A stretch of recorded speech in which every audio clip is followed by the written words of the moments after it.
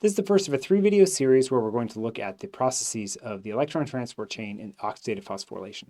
Understanding these is fundamental for understanding how we actually extract energy from fuel, and there's actually a bunch of other metabolic tie-ins that we can get to once we understand how the central process works. So let's dive right into it.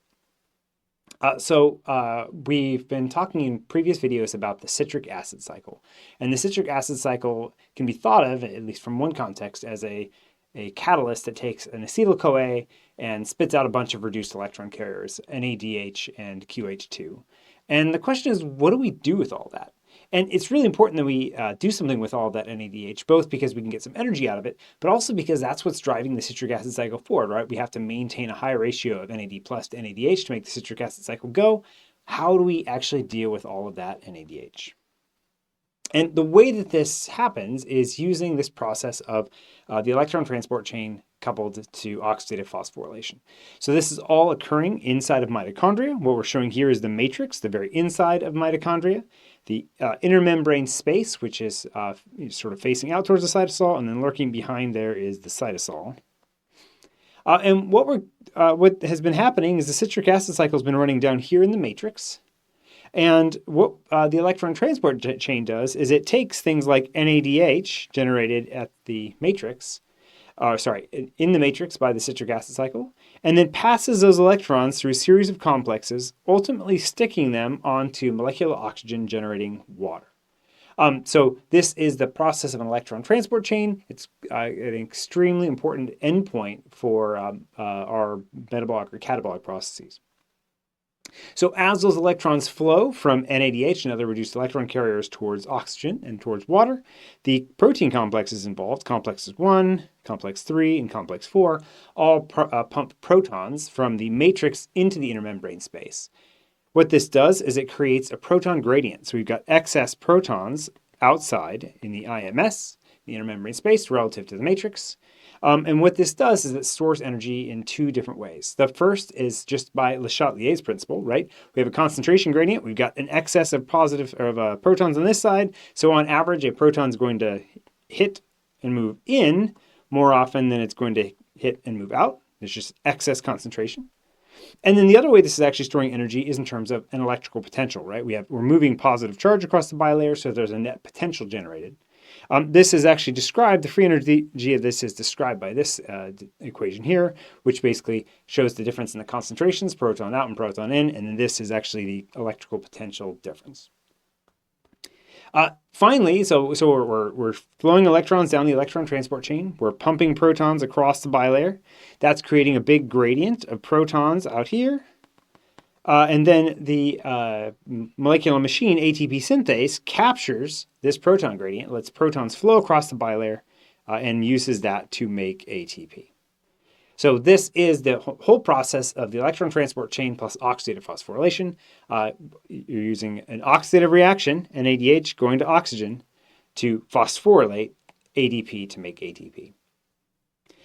Maybe it's nice to have a very simple physical analogy of this. So what we can think about is this is kind of like a pump and a dam system. So redox chemistry is providing a pump. We're actually oxidizing NADH and the like, and making oxygen, or we are oxidizing NADH to make water with oxygen.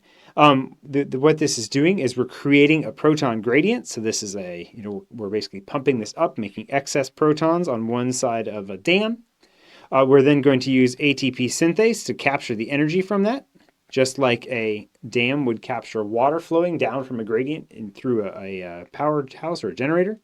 And finally, we're going to generate stuff like ATP, which can be then sent off to do things later. So when we're thinking about this fairly complicated chemical process of the electron transport chain plus oxidative phosphorylation, this is a good mental model to have in mind. We're using redox to make a gradient of protons, so we're then capturing that gradient in something like a hydroelectric dam.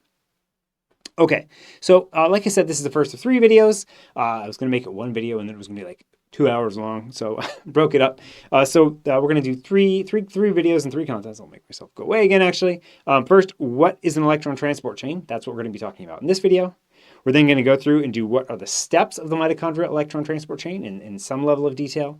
And then in the last video, we're going to actually ask how we get ATP out of an energy gradient. So that's sort of where we're going over the next few videos I'm going to post. So what is an electron transport chain? That's our question for today. So electron transport chains occur when electrons are passed from chemical moiety to chemical moiety. So this right here is a nicotinamide moiety, an NAD. And we've seen this multiple times already, right? So in videos that I've made, but we have an NADH here, which has a proton and 2 electrons on it.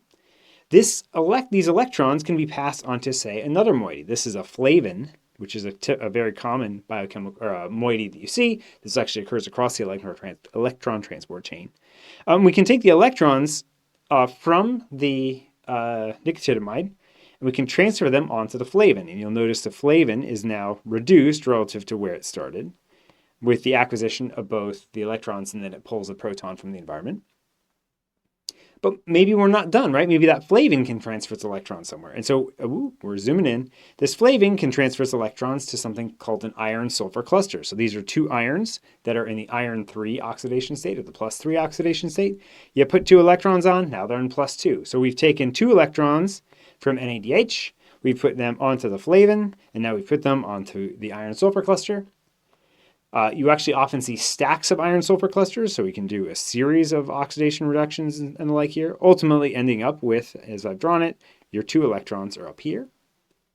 And then finally, you can go on to say, this is the last step we're going to see in this particular chain. We're going to take the electrons from iron 2, and we're going to put them here, going from a ubiquinone to a ubiquinol.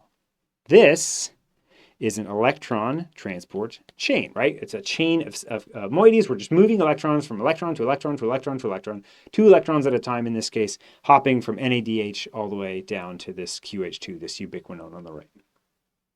Okay, so what actually happens in an electron transport chain is the electron chain protein complexes arrange moieties to promote this transfer. So I didn't choose the molecules I showed there arbitrarily. These are actually what's used in something called complex 1, which is going to be the first member of the electron transport chain. This takes NADH and binds to NADH. It is a binding site here on this matrix-facing side of the complex 1. That places it directly adjacent to a flavin, an FMN. That flavin is then directly adjacent to a series of iron-sulfur clusters. And then finally, Q, the oxidized form of this ubiquinone, this oxidized form of ubiquinone can bind right there at the end and can then take the electrons to become its ubiquinol reduced form. I was going to say electronified form, but reduced form, right?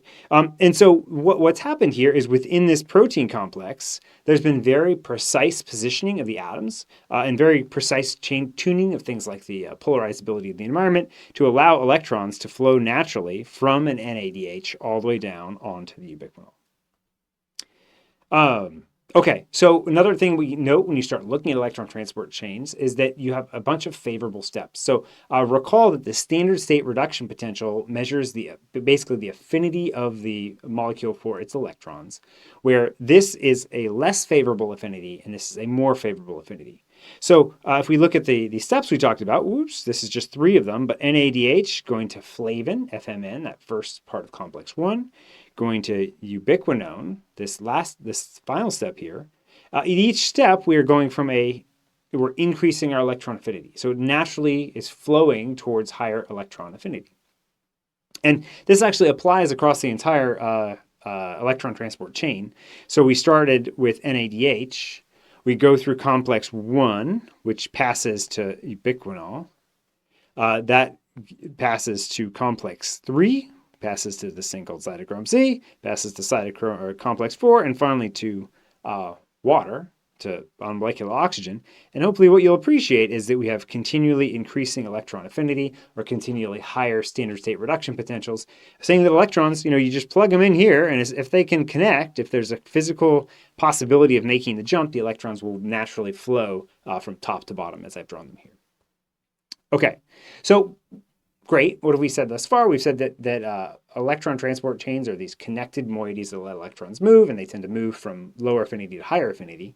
It turns out when you look at the actual electron transport chain, there are 2 basic classes of molecules we have to worry about. The first are protein complexes. So you saw at the very beginning, there were blobs where electrons were passing between. These are complexes 1, complexes 2, complexes 3, complex 4. And each of these are actually very large protein complexes that have multiple components. So this right here that I'm showing is actually complex 3, and it's made up of dozens of proteins that are assembled into this. It is also, it's not in this picture, but sitting here in a membrane bilayer. So this is a very large membrane brown protein complex. And the idea with this then is it makes it large and immobile, right? That complex is basically sitting still on the time scale of electron transfer, which is happening in extraordinarily fast sub-nanosecond transport times, even faster than that probably. And this is just basically sitting there, right? This is moving on maybe the millisecond time scale, so 1,000,000 times slower in the best case. And that what means is that electrons tend to pass through them. So in this case, electrons will come in. Actually, they come in down here in complex 3 and get passed out this way here. They're moving through the complex. That thing's a rigid block unit that electrons are moving through.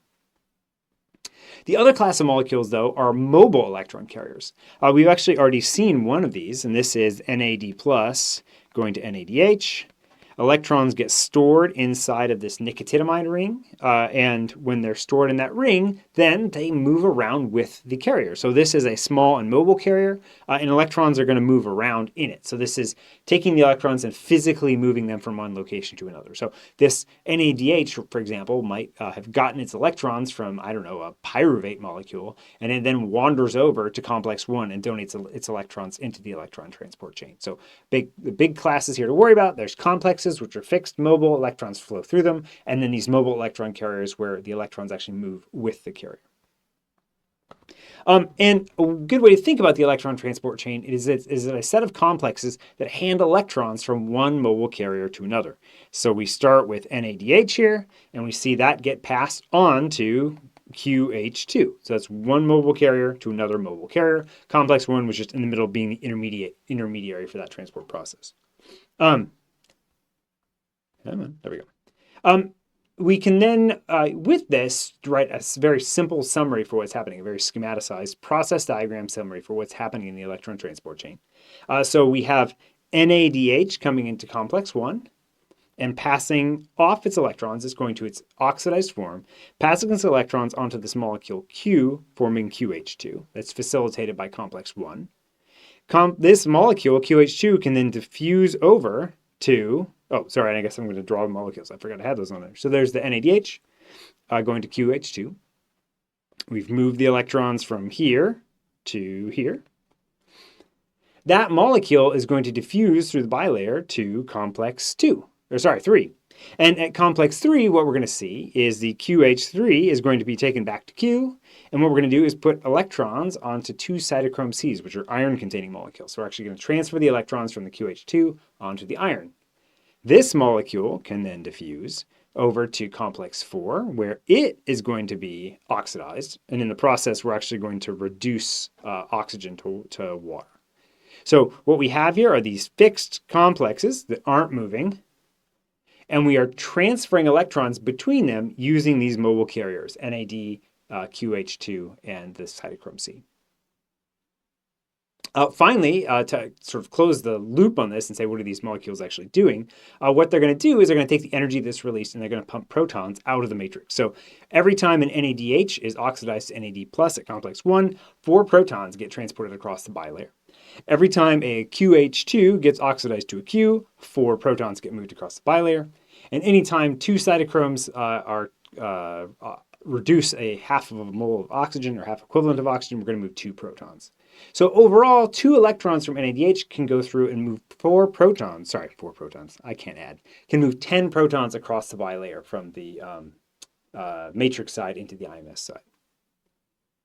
Okay, so hopefully now with that, you have a better understanding of what an electron transport chain is and how it might actually apply and work in a real system. What we're going to do in the next couple of videos is unpack each of these reactions in more detail and also bolt on the backside where we're actually going to talk about how cells or how mitochondria exploit the proton gradient that's used to make ATP. So thanks for taking the time to watch this, and I will see you later.